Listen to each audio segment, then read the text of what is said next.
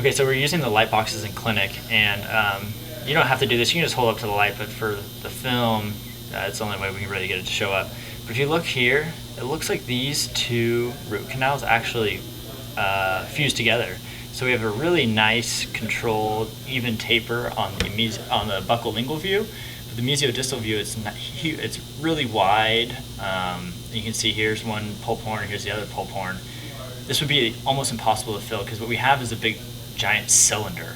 So it's narrow on one dimension, but it's really wide in the other dimension. So you'd have to, when you filled it with gutta percha, you'd have to have a cone that's as wide as the widest part.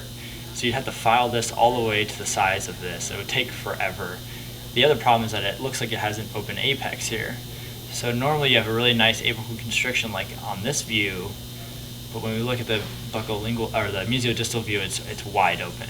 So you'd be able to get no apical plug, which is the whole basis of a root canal. That's what determines root canal success.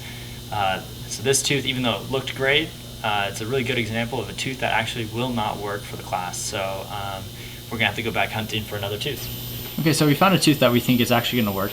This looks like it's a number 11 maxillary canine here.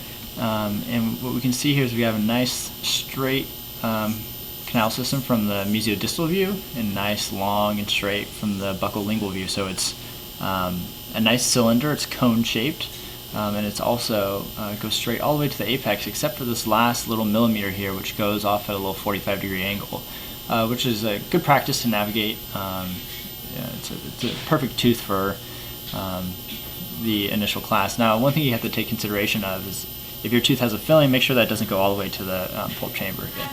So you've got a little circular a root surface filling here made of glass ionomer most likely, and this you want to make sure that it's not too deep to compromise your access cavity. So when you drill here at a 45-degree angle into the pulp chamber, you still have got some space between the filling and the chamber here, the pulp chamber. So this tooth will work great for the course.